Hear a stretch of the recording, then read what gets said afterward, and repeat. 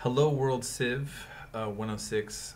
Welcome to week 6, and this is basically the last week of lectures, and then the next week we do finals. That's it. So we're about done, and I'm really feeling good in regards to seeing how many of you have been keeping up and actually seeming to understand and pick up on such a wide, vast amount of information.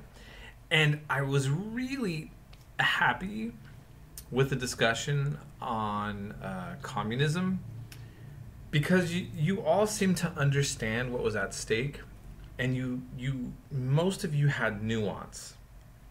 You were able to understand why these revolutions took place. You could see them from the perspective of people who believed in those ideas. And at the same time, you can look at the results and you can step back and you can basically look at the positive and the negative and what you can understand about it in a way that is actually mind-boggling. When you look at how most of the people approach the subject, what you all are proving is that you can look at something that's so contentious to so many people and make a really sophisticated analysis of this controversial topic. So good job, okay? And you are all now ready to be working for the government and helping guide a very sane, rational policy on all fronts from now on, huh? Okay, anyhow, that was good. And now you are covering the Middle East with me here, and I think a very thorough coverage of the Israel-Palestine conflict. This is one of my most this is one of those topics that I really do find that most people don't care about, or they care so much that they have a strong opinion either way. It definitely can ruin a party if you're in a college town. It's like bringing up the topic of abortion or gun rights in the Central Valley. I mean, do you want to go there at this party? Because this is going to blow up, right? Like the arguments are going to get heated. And one of the Israel-Palestine conflict on college campuses is a very contentious topic. For people who are very passionate about this. So I have strong opinions, but I hope this will really reflect the best way to look at the whole thing, again with nuance. But I want to say that what I cover from the Middle East and what I cover from the Israel-Palestine conflict doesn't go a lot into where things are at now. What's happening in the Middle East and what's happening within the Israel-Palestine conflict is something that is taking place rapidly every day.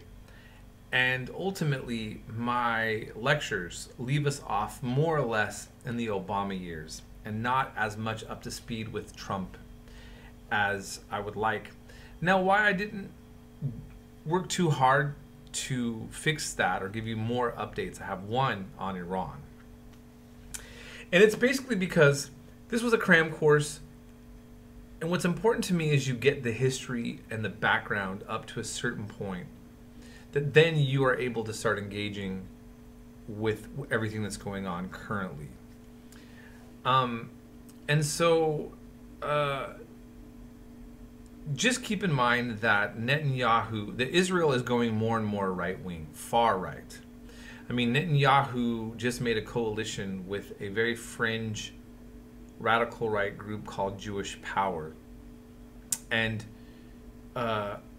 Jewish Power is really like what you would think like white power. It's, I mean, look, Bernie Sanders, whatever one thinks of him, who is a Jewish man, who is a democratic socialist, he also, while he defends Palestinian rights, he's one of the few politicians that openly so clearly expresses that he is a Zionist and that he did live in Israel on a kibbutz. And you'll see some of the history of that.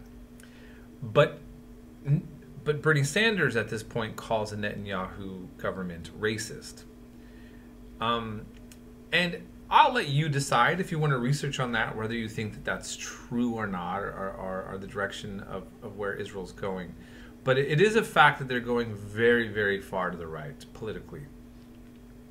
And so even hardline supporters of Israel, like Bernie Sanders, is taking a much more sympathetic stand towards Palestinians and people who are pro-Palestinian within his coalitions, I think, because of this. He's expressed a lot of concern about Hamas. Hamas is a theocratic Islamist regime that has racist statements about Israel and Jews. So you also have that, but the Palestinian situation is really, really fragmented.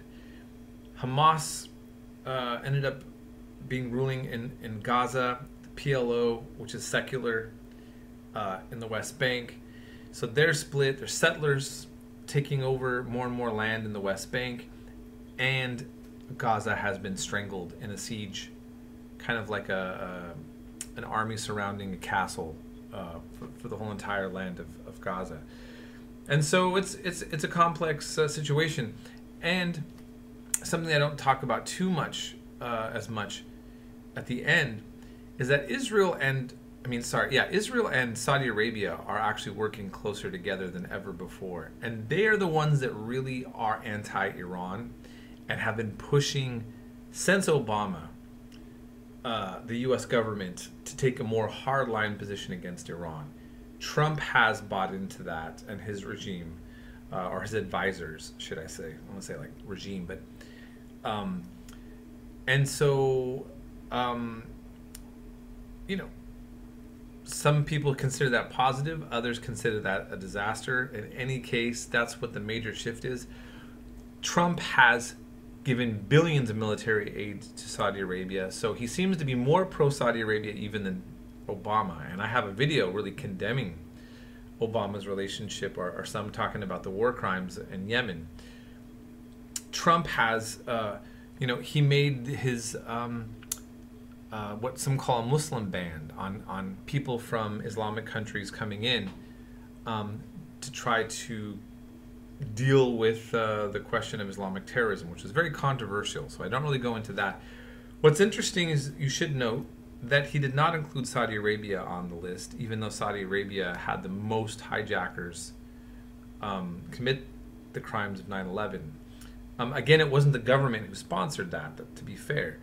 But it's interesting that Trump, who gives billions of dollars of military aid to Saudi Arabia, like previous presidents, actually maybe more, didn't put a ban on Saudi Arabia, people immigrating from there, but on other countries. So I'll let you figure out what you want to do with that. So these are some things to kind of get up to date with. The U.S. role in the Israel-Palestine conflict, it appears to be relatively non-existent, but very pro-Israel. It's always been pro-Israel. Trump putting the embassy in Jerusalem was a very, very significant point. And something to also just say that the Christian evangelical movement has been very, very pro-Israel as well. But the American Jewish community under the Netanyahu government is becoming more and more uncomfortable with the direction that Israel's been going in. And right now, Syria is a pure disaster, more war. Oh, the tragedy of Syria. And Assad won. He stayed in power. And in Iraq, it's basically a Shiite theocracy. And that's what we got out of Bush's invasion of Iraq. And this is all a sensitive subject as well, because many of my students are war vets from these, so I just want to acknowledge that and just say that. So, but they often talk, most of the times, things that I'm saying, the students that I have that are war vets are on board with me or agree. Because I'm trying to stick to history as it is. I'm trying not to fill with too much commentary, and it is what it is. So I'm going to leave it at that. And I hope you all have a good week. If you have any questions on these topics, please let me know. The Israel-Palestine conflict is my specialty, and you're probably not going to get exposed to information like this for a very long time unless you want to go into Middle East history or Middle East politics. So please feel free to question or challenge anything that you see that I've posted. And I feel like I will be able to give you a satisfactory answer regardless of where your politics are on this. In my classroom, it's always a safe space, and I will engage with you in a very professional manner on this topic. So in any case, yeah, that's it, and have a great week.